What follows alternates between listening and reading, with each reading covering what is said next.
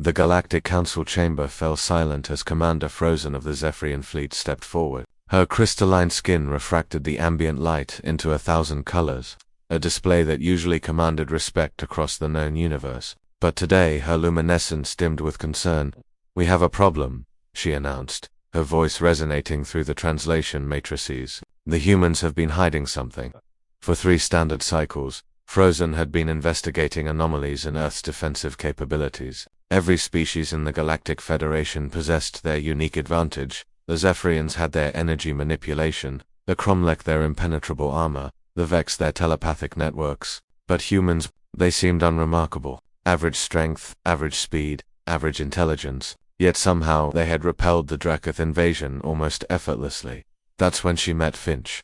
Lieutenant Finch was assigned as her liaison during the investigation. He was painfully ordinary: brown hair, brown eyes, medium build. He smiled too much and made jokes that didn't translate well through the matrix. Frozen found him utterly baffling. "So, Commander," Finch said on their first day together, offering her something called coffee, "what brings you to our humble planet?" "I am here to understand your secret," Frozen replied bluntly. Subtlety was not a Zephyrian trait. Finch's smile widened. "Secret? We're an open book." But they weren't. Frozen had reviewed the battle recordings 100 times. The Dracoth were conquerors who had subjugated 40 systems. Their warriors were bred for combat, standing 3 meters tall with exoskeletons that could withstand plasma fire. They had descended upon Earth expecting an easy victory. Instead, they retreated within 72 hours. "Show me your weapons," Frozen demanded. Finch took her to an armory. She saw kinetic projectile weapons primitive by galactic standards. Energy shields that were decades behind Zephyrian technology. Nothing that could explain the Dracoth's retreat. "These are insufficient," she said. "The Dracoth should have crushed you. Maybe we're just lucky," Finch suggested, that infuriating smile never leaving his face.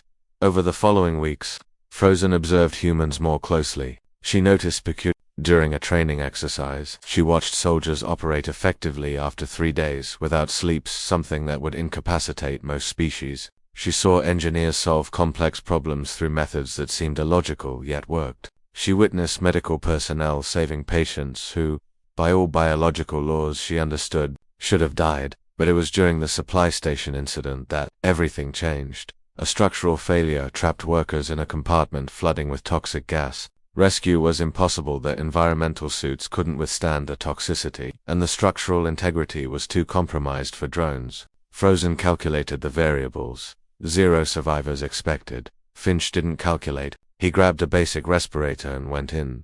"Stop," Frozen commanded. "You'll die." "Probably not," Finch called back. Already moving through the toxic cloud, she watched through the monitors, horrified and fascinated. Finch should have collapsed within minutes. The gas was lethal to carbon-based lifeforms. But he kept moving, finding the workers, dragging them to safety one by one. When he finally emerged, his skin was blistered, his breathing labored, but he was alive. More impossibly, within 2 days, he had recovered almost completely. "How?" Frozen demanded when she visited him in medical. "Your biology shouldn't allow this. You should be dead, or at minimum, permanently damaged."